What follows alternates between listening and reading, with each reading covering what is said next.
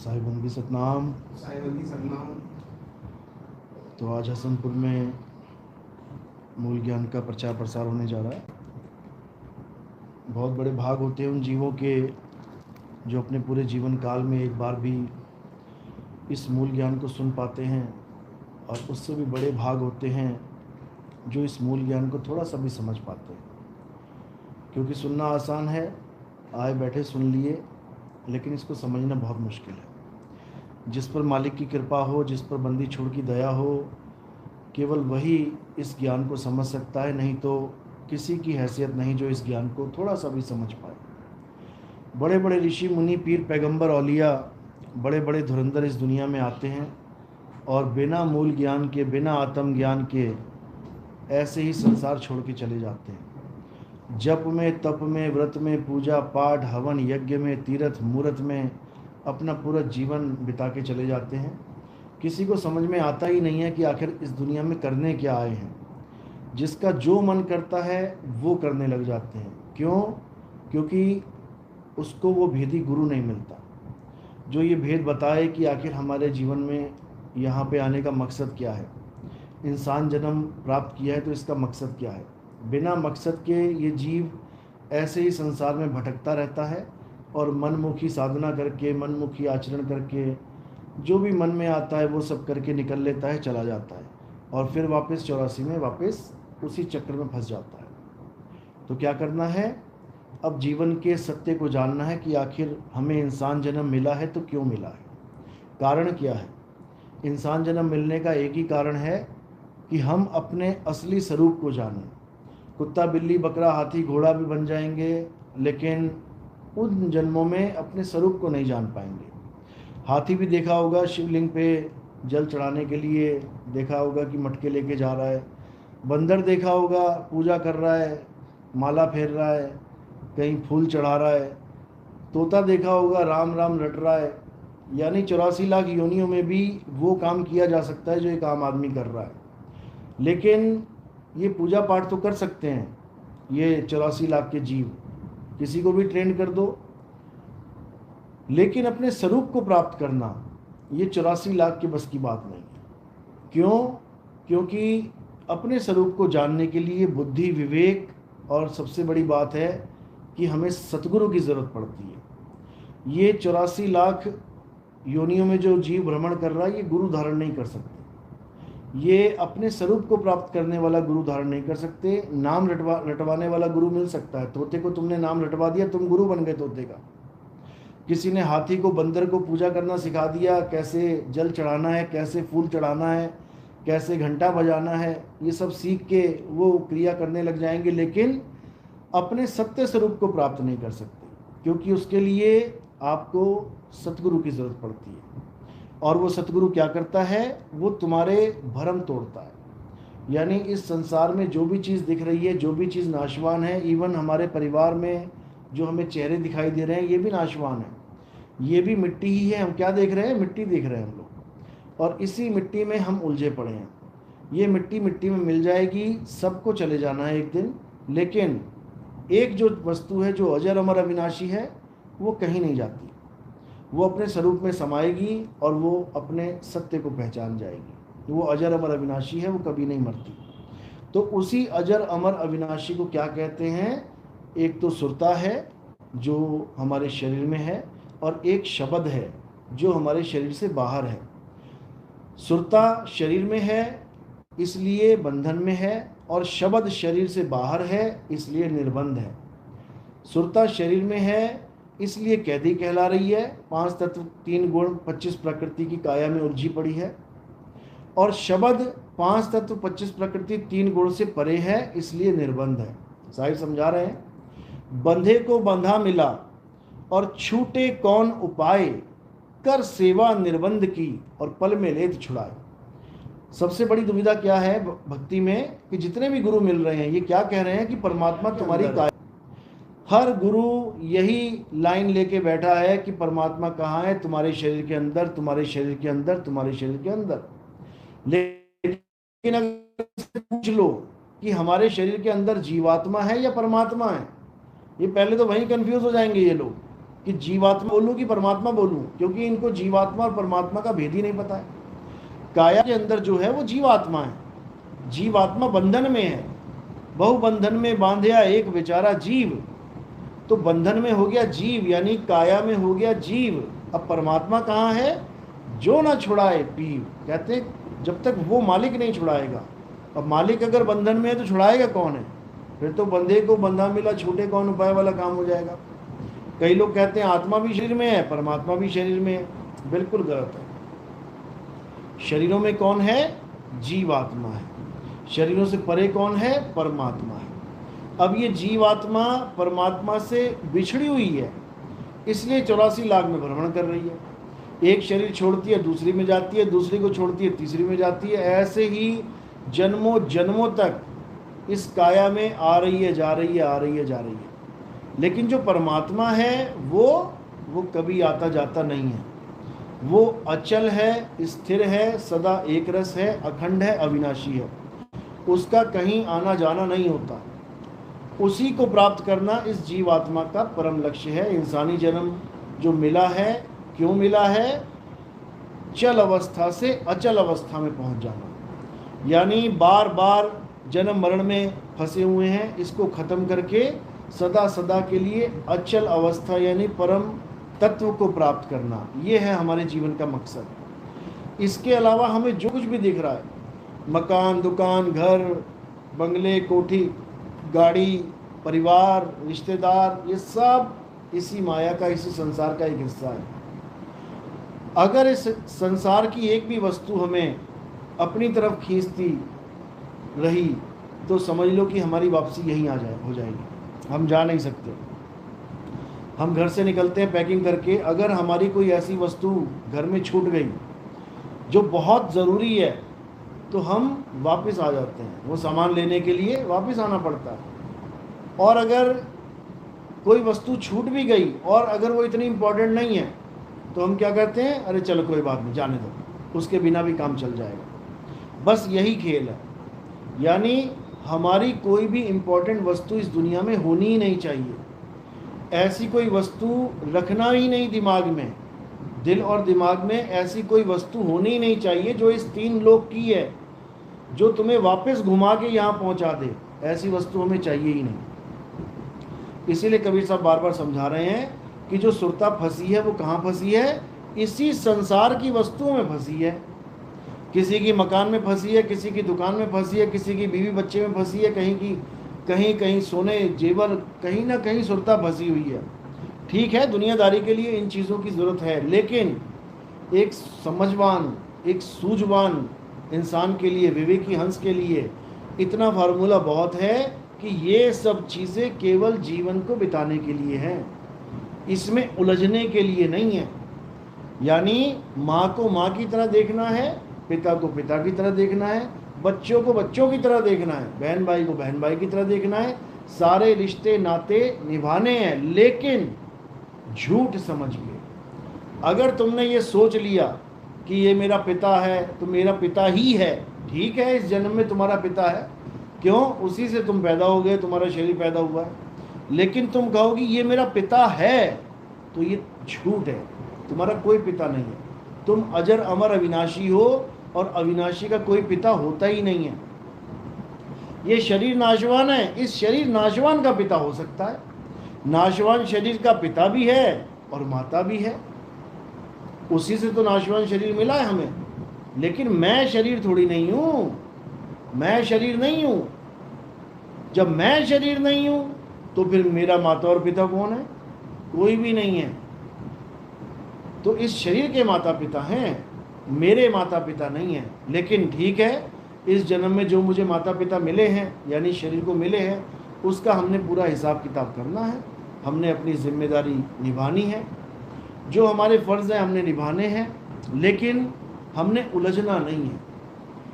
कबीर साहब यही समझा रहे हैं, एक लेवा एक देवा दूतम, और कोई किसी का पिता ना पूतम। इस दुनिया में जितने भी पिता पुत्र हैं, जितने भी माँ बेटे हैं, माँ बेटियां हैं, ये कौन हैं?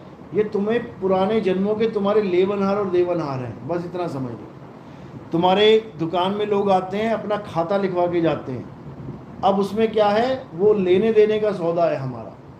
वो दुकान में जो आदमी आया, वो तुम्हें लग रहा है कि मेरा ग्राहक है, उसने तुमसे 1 लाख रुपया उधारी ले ली, बिना दिए मर गया। अब क्या होगा, अब वो तुम्हें देने आएगा। अब वो तुम्हें देने आएगा कब? अगले जन्म में वो तुम्हारा बाप बन जाएगा, तुम उसके बेटे बन जाओगे। वो तुम्हारा ग्राहक है, लेकिन उसके सिर पे जो हिसाब चढ़ा हुआ था, वो देने का कौन सा रास्ता निकल आया? पिता पुत्र का। बाप बन के बैठ गया वो ग्राहक, और तुम चले गए बेटा बन के। अब जितना पैसा उसने तुमने लिया था, अब तुम पापा जी करके इकट्ठा कर लोगे। पापा मुझे ये चाहिए, पापा मुझे ये चाहिए, पापा मुझे ये चाहिए। तुम 20,000 का मोबाइल भी पापा से मांगोगे, पापा दे देंगे, ले बेटा। और पड़ोसी लड़का 20 रुपये मांगेगा ना, अंकल ब्रेड लेनी है 20 रुपये, चल आगे बढ़। तो ये 20,000 किसको दे रहे हैं? ये 20,000 उसको दे रहे हैं जिसका देना था, और खुश होके दे रहे हैं। दिल में मलाल भी नहीं है कि मैंने इतने पैसे दे दिए इस लड़के को। क्यों? अपना मान लिया कि मेरा ही है ये। तो अपना पूरा हिसाब किताब करके वो एक दिन तितर हो जाएगा, यानी या तो वो दुनिया छोड़ जाएगा, या माता पिता का रिश्ता तोड़ जाएगा। जाके देखो, बुजुर्ग आश्रमों में जाके देखो, माता पिता बैठे हुए हैं और लड़का अमेरिका में है, देखता भी नहीं ऑफिस घूम के। तो हिसाब किताब खत्म तो रिश्ता खत्म। यही है रिश्ता, और कुछ नहीं है। इक लेवा इक देवा दूतम, कोई किसी का पिता ना पूतम। अब जो पिता पूत मान के बैठ गया अपने आप को, वो फंस गया माया के जाल में। अब वो नहीं निकल सकता। अब उसको निकालेगा कौन? अब उसको बंदी छोड़ निकालेंगे, सतगुरु निकालेंगे, अगर निकाला तो। वही आके समझाएंगे कि भाई इस दुनिया में कोई, जितने भी रिश्ते हैं, ये इसमें से कोई भी सत्य नहीं है। पता नहीं कितने जन्मों की तुम अपनी माताओं को छोड़ के आए हो, कितने जन्मों के पिता को छोड़ के आए हो, गिनती मिनती नहीं है। लेकिन हम एक माँ के लिए, एक पिता के लिए, एक भाई के लिए, एक बहन के लिए सारी उम्र हम बिता देते हैं उनको अपना मानते हुए, जबकि लाखों करोड़ों बहन भाई छोड़ के आए हैं, किसी की याद भी नहीं है। लेकिन माया ने ऐसा चक्कर चला रखा है कि पुराना सब भुला देती है और अगला पकड़ा देती है। अगर ये चक्कर खत्म हो जाए माया का, जैसे एक बताते हैं कि अष्टावक्र एक ऋषि था जो गर्भ में था, सुखदेव ऋषि जो गर्भ में थे, तो उनको गर्भ में क्या होता है, जीव को गर्भ में दिव्य दृष्टि खुली होती है उसको अपने सारे जन्म याद होते हैं, और वो कॉल कर रहा होता है परमात्मा से, अरदास कर रहा होता है कि हे मालिक, इतने जन्म तो बर्बाद हो गए, ये जन्म बर्बाद नहीं होने दूंगा मैं। इस जन्म में मैं भक्ति करके मुक्ति प्राप्त करूंगा, मुझे बस मौका दो। तो सुखदेव ऋषि इतना ज्ञानी था कि उसने सोचा कि बाहर जाके मौका क्यों लूँ, मैं तो यही मौका मिल रहा है। उसने क्या किया, गर्भ में भक्ति शुरू कर दी। गर्भ में उसको पता था कि गर्भ से बाहर निकलूंगा माया भुला देगी, गर्भ से बाहर निकलती ही माया भुला देती है। तो गर्भ में बैठा बैठा कहते हैं 12 साल वो भक्ति करता रहा, गर्भ में भक्ति करता करता करता अब इतना बड़ा पेट हो गया माँ का, 12 साल का बच्चा हो गया। तो कहते हैं कि वो धुरधाम तक पहुँच गया, विष्णु लोक तक पहुँच गया। तो वहाँ पर जब वो पहुँचा तो उन लोगों ने, विष्णु जी ने, जैसे वो वहाँ जाता था, तो कहते हैं कि वहाँ जब वो जाने के बाद वहाँ पहुँचा तो दरवाज़ा बंद कर लिया गया। क्या बोला गया कि आप ऐसे नहीं आ सकते यहाँ पे, आप गुरु धारण करो। तब कहते हैं कि वो बोला कि मैं गुरु तब धारण करूँगा, मैं बाहर निकलूँगा। तो बाहर निकलूँगा माया फंसा लेगी, वो निकले ही ना। तो कहते हैं ब्रह्मा विष्णु महेश तीनों गए वहाँ पे और उनको समझाया कि आप बाहर निकलो, ऐसे तो बहुत दुख पा रही हैं आपकी माता, बहुत अनर्थ हो जाएगा। तो वो कहते हैं मुझे पता है तुम तीनों के जो त्रिगुण हैं तुम एकदम भुला दोगे मुझे, या तो मुझे इतना वादा करो कि एक पल के लिए मुझ पे माया हावी ना हो। तो वो कहते हैं ठीक है तथास्तु।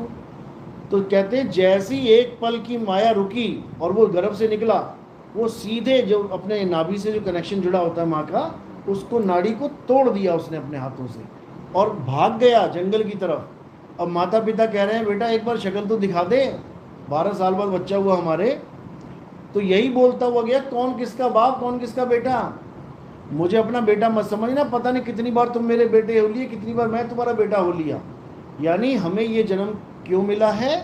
केवल और केवल मुक्ति प्राप्त करने के लिए, इसके अलावा और कुछ नहीं। ठीक है, सारे संसार में बिना पैसे के कुछ होता नहीं है, काम धंधा है, मकान दुकान है, बिना मकान के रह नहीं सकते, ठीक है, इतना काम तो करना ही है सबने। लेकिन जो असली मकसद है वो ये नहीं है कि तुम केवल नोट पे नोट कमाते जाओ, बिल्डिंग पे बिल्डिंग बनाते जाओ, बड़े से बड़े बिजनेस खड़े करते चले जाओ और सोचो कि मैं सक्सेसफुल आदमी हूँ इस दुनिया का। मैं कहता हूँ नंबर 1 भी हो जाओ दुनिया में, नंबर 1 पे भी अगर तुम आ गए वो भी जीरो है, अगर तुमने वो काम नहीं किया जो करने आए थे। और अगर इस तुम दुनिया के सबसे बड़े गरीब हो, तुमसे बड़ा कोई गरीब ही नहीं है, और तुमने अगर ये काम पूरा कर लिया तो कहते हैं तुमसे बड़ा कोई हीरो भी नहीं है। तो कबीर साहब ने समझाया कि नाम जपत कोड़ी भला, चुई चुई गिरता चाम। हमारे इस दुनिया में सबसे ज़्यादा घृणा दृष्टि से किसको देखा जाता है? कोड़ी को। बाकी ऊंची जात नीची जात ये भी काम कुछ नहीं है, ये भी आप हैंडल कर लोगे, चलो ठीक है यार, ऊंची जात नीची जात है। लेकिन कोई कोड़ी आ जाए और आपको कोई कहे कि इसको अच्छे से हाथ लगाओ जरा एक बार, आप नहीं लगा पाओगे, यानी उसको अछूत मान लिया जाता है। तो कबीर साहब कहते हैं कि सबसे दुर्गति कोड़ी की होती है, लेकिन अगर उसके पास भी नाम है, वो राजा है, वो राजा है इस संसार का। कहते हैं नाम जपत कोड़ी भला, चुई चुई गिरता चाम, और वो कंचन देह किस काम की, जिस मुख नाही राम। कहते हैं जिसके पास नाम नहीं है वो भले सोने से लदी हुई हो, वो जीरो है, मिट्टी है, वो पता नहीं क्या क्या बनेगी वो जाके महारानी, कभी गधी बन गई, कभी कुतिया बन गई, कभी सूरी बन गई, नालियों में जाएगी, धक्के खाएगी, गंदगी खाती फिरेगी। और जो कोड़ी है जो आज धक्के खा रहा है, कहते हैं उसका आखिरी जन्म है ये, उसके बाद इसका खेल ही खत्म हो जाना है शरीरों का। तो कहते हैं वो कोड़ी लाख गुना अच्छा है जिसके पास सतनाम है। क्यों? क्योंकि सतनाम से ही सबका कल्याण होगा।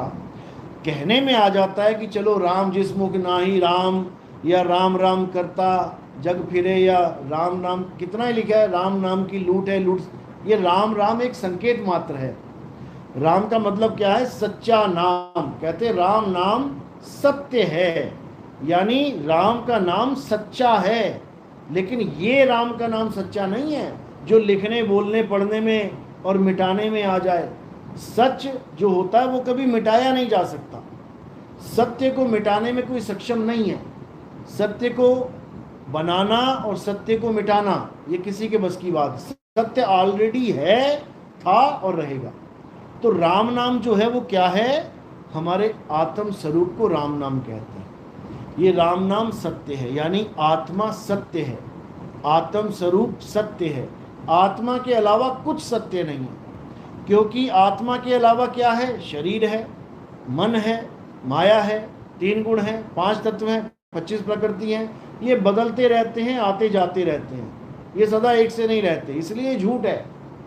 सत्य क्या है? आत्मा ही सत्य है, इसलिए आत्मा ही आत्म राम है। जो राम की बात चलती है ना कहीं पर भी कि तुझ में राम, मुझ में राम, सब में राम समाया, असल में वो आत्मा की बात चल रही है कि तुझ में भी आत्मा है, मुझ में भी आत्मा है। अब उस आत्मा का ज्ञान कौन प्राप्त करेगा? जीव प्राप्त करेगा। जब ये जीव उस आत्मा का ज्ञान प्राप्त करेगा तब ये परम पद को प्राप्त करेगा, यानी परम गति को प्राप्त करेगा। तो कबीर साहब ने समझाया था कि धर्म दास ये जग बौराना, और कोई न जाने पद निर्वाणा। निर्वाणा यानी निर्वाण पद, यानी जन्म मरण से मुक्ति। यानी तुम्हें तुम्हारा स्वरूप ज्ञान हो जाए कि आखिर तुम हो क्या। अभी तुम आदमी औरत बन के बैठे हो, लड़का लड़की बन के बैठे हो, जवान बूढ़ा बच्चा बन के बैठे हो, इसका मतलब तुम अपने स्वरूप को भूले बैठे हो, और तुम इस मायावी शरीर को, मायावी स्वरूप को अपना रूप बना बैठे हो, अपना रूप मान बैठे हो। बस यही दिक्कत है। अब पद निर्वाणा क्या है? जब तुम अपने स्वरूप को जान लो तो तुम पद निर्वाण में आ गए, यानी निर्वाण पद मिल गया तुमको। और जब तुम अपने आप को काया माया मान रहे हो तो तुम जीव अवस्था में आ गए। बस 2 ही चीजें हैं, ये जीव और ये पीव। जो बीच में शिव है, ये क्या है? ये है इस ब्रह्मांड का जो ब्रह्मांड को पैदा करने वाली अवस्था है, यानी ये जीव कैसे हुआ, शिव से ही जीव हो जाता है। यानी ब्रह्मांड को पैदा करके ब्रह्मांड को ही पैदा करने वाला जीव बन के बैठा है। और पीव क्या है, जो ब्रह्मांड पैदा करने से पहले भी उसकी जो अवस्था सत्य स्वरूप था, उसको शिव पीव कहते हैं। तो शिव क्या है, शिव बंधन है। जितने भी शिव वाले हैं ये सब बंधन वाले हैं, और जितने भी जीव वाले हैं ये भोगी हैं, ये भोग जून में आ गए हैं, ये भोग रहे हैं। जीव भोगता है, शिव भुगताता है, और पीव मुक्त करवाता है। बस ये तीन चीजें हैं। अगर सीधी भक्ति मिल गई तो शिव को बाईपास कर दिया जाता है। यानी अगर तुम्हारे पास दो रास्ते हैं, एक तो सीधे शहर में घुस के पार करो शहर को, और एक बिना शहर में घुसे बाईपास से पार कर लो। तो अगर बाईपास वाला गुरु मिल गया तो आपको शिव में जाने की जरूरत ही नहीं पड़ेगी, आपको शिव अवस्था की जरूरत ही नहीं पड़ेगी। सीधे विहंगम चाल डायरेक्ट जीव से पीव अवस्था को प्राप्त करोगे। और अगर आपको शिव वाला गुरु मिल गया तो वो भूल जाओगी कभी पीव अवस्था को प्राप्त करवाएगा। वो तुम्हें शहर के अंदर घुसा देगा, और शहर के अंदर क्या है, फिर गलियां हैं, ट्रैफिक है, फिर नाके लगे हुए हैं। यानी काल भगवान की पूरी फौज जो है ये शिव अवस्था में खड़ी हुई है। ये करनैनो दीदार महल में प्यारा है, जब इसमें देखोगे सारा विवरण है। शंकिनी डंकिनी बहु किलकारें, अंदर ऐसी ऐसी शंकिनी डंकिनी बैठी है, तुम्हें आगे ही नहीं बढ़ने देंगी, तुम्हें वहीं रोक देंगी। तुम्हारे डर के मारे तुम्हारी हालत खराब हो जाएगी कि मैं कहाँ जाऊँ अंधेरे में। ऐसे ऐसे लोग डराएंगे, तुम कहोगे भैया छोड़ भक्ति यार, आगे बढ़ना ही नहीं है हमने। इसलिए कभी साहब एंट्री नहीं करने देते इस काल के जाल में। कहते जमराजा की फौज खड़ी है त्रिवेणी के घाटी। ये त्रिवेणी की घाटी में जमराजा की पूरी फौज खड़ी है, लेकिन जब आपको विहंगम चाल मिल जाएगी तो आप इस फौज को सीधे कवर कर लोगे, निकल जाओगे बाईपास से। जैसे हमारी आर्मी है जिसको पैराशूट आर्मी कहते हैं, पैराशूट वाले वो क्या करते हैं, जब जंग होती है तो जो उनकी सेना होती है, सेना से भी आगे छलांगे मार देते हैं वो।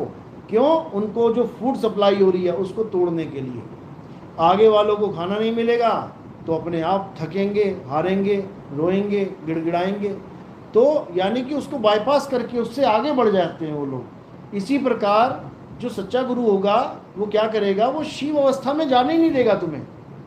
वो तुम्हारा त्रिकुटी का रास्ता ही बंद कर देगा, जाना ही नहीं है इसमें। यानी काया के अंदर ध्यान धरना ही नहीं है। तो क्या करना है, डायरेक्ट ध्यान लगाना है विदे का। इसको विहंगम चाल कहते हैं। तो साहिब समझा रहे हैं, शब्द विहंगम चाल हमारी, और कहें कबीर सतगुरु दई तारी। वो ताली जो है चाबी सतगुरु देगा। खुले कपाट शब्द झनकारी, और पिंड अंड के पार सो देश हमारा। यानी कि पिंड से भी पार हो गए, अंड से भी पार हो गए, और ये ब्रह्मांड से भी पार हो गए। यानी तीनों को त्याग के अब अपने सत्य स्वरूप में जब टिकेंगे आके, तब समझ लो कि हमें आत्मज्ञान होगा। और एक बार जब आत्मज्ञान हो जाएगा उसके बाद ये काया माया वाला खेल खत्म। उसके बाद तो बस ये, जैसे डस्टबिन में हम केले का छिलका फेंक देते हैं, या हम टॉफ़ी का रैपर, चॉकलेट का रैपर फेंक देते हैं, काम की वस्तु ले लेते हैं और फालतू की चीज़ छोड़ देते हैं, और बिना दुख किए। बताओ, चॉकलेट का डब्बा फेंकते हुए किसको दुख हुआ होगा आज तक? चॉकलेट खा के जो तुम रैपर फेंकोगे, किसको दुख हुआ उसका? किसी को भी नहीं होता है। लेकिन तब जब उसको पता हो कि चॉकलेट खा ली है। अब जिसको नहीं पता है कि ये चॉकलेट है कि नहीं है, और तुम उसके सामने डब्बा फेंकोगे, यार चॉकलेट फेंक दी मेरी साथ में, कहने का मतलब वो डब्बे को चॉकलेट मान रहा है तो रोएगा, लेकिन डब्बे को डब्बा मानेगा तो नहीं रोएगा। इसी प्रकार ये जो काया है ये रैपर है। रैपर जितना मर्जी चबा लो, मुंह मीठा नहीं होने वाला। रैपर के अंदर जो चीज़ पड़ी है वो है असली वस्तु। अब ये उदाहरण है कि रैपर के अंदर पड़ी है, वो अंदर नहीं है, वैसे वो उसके पास है। मोको कहाँ ढूंढे रे बंदे, मैं तो तेरे पास में। तो उस चीज़ को प्राप्त करने के लिए हमें भेदी गुरु चाहिए होता है। भेदी गुरु क्या करता है? भेदी गुरु तुम्हारे सारे नाम जाप छुड़वाएगा। जितने भी नाम तुम आज तक जपते आए हो, भगवान के नाम पे, परमात्मा के नाम पे, अल्लाह के नाम पे, वाहिगुरु के नाम पे, जितने भी गुरुओं ने तुम्हें नाम दान दिए हैं वो सब छुड़वा देगा लाइन से। तो कह रहे हैं, सोई गुरु पूरा कहावे, दो अक्षर का भेद बतावे। एक छुड़ावे एक लखावे, तब प्राणी निज घर को जावे। यानी अपने असली घर को तब पहुंच पाएंगे जब हमें ऐसा गुरु मिलेगा जो 2 अक्षरों का भेद बता देगा। एक अक्षर, ये जितने भी हिंदुओं के, मुसलमानों के, सिखों के, ईसाई के जो जितने भी धार्मिक नाम है जो भी जपे जा रहे हैं, एक तो ये अक्षर हो गया, और एक अक्षर हमारा आत्म स्वरूप आदि अक्षर, उसका लखाव कराना, यानी उसका भेद बताना है। और कैसे भेद बताते हैं? सैन के द्वारा, यानी इशारे के द्वारा उसका भेद समझाया जाता है कि वो वस्तु है तो कहाँ है, ध्यान करना है तो कहाँ करना है, ध्यान टिकाना है तो कहाँ टिकाना है, तो उसका भेद बता के 52 अक्षरों से अलग कर दिया जाता है। तो इसको बोला गया कि 52 अक्षर जीव आधारा और आदि अक्षर जीभ्या से न्यारा। वाही को सत सिमरण कहिए। ये 52 अक्षर वालों को सत सिमरण नहीं बोला गया, 52 अक्षर वालों को क्या बोला गया है? मंत्रों को जाप। तो कबीर साहब ने जाप के लिए मना किया, जाप मरे अजपा मरे अनहद भी मर जाए, और सुरत समाये शब्द में वाको काल ना खाए। जो हमारा ध्यान है, हमारी सुरता है, ये क्या करना है? हमने इन 52 अक्षरों से हटा लो। कोई नाम नहीं जपना, किसी नाम में अपना ध्यान नहीं होना चाहिए, क्योंकि अगर नाम में ध्यान हो गया तो नाम भी इसी शरीर का ही एक अंश है। शरीरों से ही पैदा हो रहे हैं सारे नाम, जीभ से, होंठ से, कंठ से, तो ये भी किसी काम के नहीं है। तो कह रहे हैं एक छुड़ाए यानी नाम छुड़ाए, और एक लखाए यानी सतनाम लखाए, तब प्राणी निज घर को जाए। तो सतनाम लखाने वाला हमें गुरु चाहिए, ना कि सतनाम जपवाने वाला। तो जप के आगे सतनाम है, जप को त्यागना है, सतनाम को पकड़ना है, और सतनाम हमारा सत्य स्वरूप है। सत्य नाम कोई नाम नहीं, ये है आपन रूप, और जो जाने इस भेद को पावे आप स्वरूप। यानी मेरा स्वरूप क्या है? सतनाम। आपका स्वरूप क्या है? सतनाम। इस सारे संसार में जितने भी जीव हैं उनका असली स्वरूप क्या है? सतनाम। इसीलिए कबीर साहब ने सतनाम की महिमा गाई कि वो एक सतनाम सबको तार सकता है, सारे संसार को तारने वाला एक ही नाम है, और वो है सतनाम। तो कह रहे हैं कि तेरा एक नाम तारे संसार, हे परमात्मा तेरा एक नाम, वो क्या है? सतनाम। सतनाम ओम सोहंग नहीं है। जो लोग ओम सोहंग को सतनाम मान बैठे हैं, उनके सतनाम से कोई पार हो ही नहीं सकता। और कबीर साहब कह रहे हैं कि सतनाम को सिमर के तर गए पतित अनेक, बड़े से बड़े पतित तर गए, कामी तर गए, क्रोधी तर गए, लाखों करोड़ों लोग तर गए केवल सतनाम को पकड़ के। क्योंकि सतनाम को अगर पकड़ लिया तो अपने आप ही सारा कुछ, अपने आप ही सिस्टम ठीक हो जाता है, धीरे धीरे धीरे अपने आप ही वो चीज़ हो जाती है। तो वही सतनाम क्या है? परमात्मा का नाम है। 52 अक्षर क्या है? नकली नाम, कृत्रिम नाम। तो कह रहे हैं कृत्रिम नाम कथे तेरे जीब्बा, और सत्य नाम तेरा परा पुरबला। कृत्रिम नाम यानी नकली नाम जीव से जपने वाले, वो भी तेरे हैं लेकिन नकली हैं। कृत्रिम नाम कथे तेरे जीब्बा, और सत्य नाम तेरा परा पुरबला। सतनाम भी तेरा ही नाम है, लेकिन वो नकली नहीं है, वो इंसानों के द्वारा बनाया हुआ नहीं है, वो मैन मेड नहीं है। बाकी जितने नाम हैं ये सब मैन मेड है। सारे हिंदी, पंजाबी, उर्दू, फारसी, जर्मन, फ्रेंच, स्पेनिश, जितने भी नाम ले लो, जितने भी अक्षर ले लो, इंसानों ने बनाए हैं। तो वो नकली नाम है, कृत्रिम नाम है। जैसे कोई झील नकली है यानी इंसान ने बनाई है, उसको कृत्रिम कहते हैं, नकली। कोई तालाब है, नकली। और एक होता है नेचुरल, एक होता है प्राकृतिक। कोई झरना है, प्राकृतिक। होटलों में झरना बना दिया है लोगों ने, मॉल्स में बना लिया झरना, नकली। नकली पानी आ रहा है, कहने का मतलब नकली तरीके से गिराया जा रहा है, मोटरें लगा लगा के, तो वो नकली है। और जो प्राकृतिक है वो असली है। तो नकली नाम क्या है? इंसानों के द्वारा बनाए गए सारे नाम, हिंदी, पंजाबी, उर्दू, फारसी के सारे नाम, ये नकली नाम हैं। इन नामों को जपने से किसी की मुक्ति नहीं होती, किसी को जन्नत नहीं मिलेगी, किसी को स्वर्ग नहीं मिलेगा, किसी को सतलोक नहीं मिलेगा, जो मर्जी कर लो। तो इन नकली नामों को छोड़ देना है और असली नाम को पकड़ लेना है। असली नाम क्या है? सत्य नाम तेरा परा पुरबला, यानी असली नाम सतनाम है, और सतनाम ही सार नाम है। दोनों में कोई भेद नहीं है। कबीर सागर की पहली लाइन क्या कह रही है? सत्य नाम है सार, बूझो संत विवेक करी, उतरो भवजल पार, सतगुरु का उपदेश यही। तो इसी उपदेश को जानना है कि सतनाम ही हमारा सार स्वरूप है, हमारा सत्य स्वरूप है, हमारा असल है। और ये काया क्या है? हमारी नकल है, सबकी छूटेगी। कहो सोते सोते तुम उठ ना पाओ, रात में सोए बढ़िया एकदम और सुबह सब उठा रहे हैं, उठ नहीं रहा, तो क्या हुआ? छोड़ के चला गया काया अपनी, रैपर छोड़ दिया, चॉकलेट चली गई। तो बस इतना सा ही खेल है। चलो, तो आज का सत्संग यही समाप्त करते हैं और अब जयकारा लगाएंगे मालिक के नाम पे। बोलिए परमपिता परमात्मा की, सदगुरु बंदी छोड़ कबीर साहिब की, सभी संतों की, सभी भक्तों की, सकल हंस को बंदगी साहेब बंदगी सतनाम।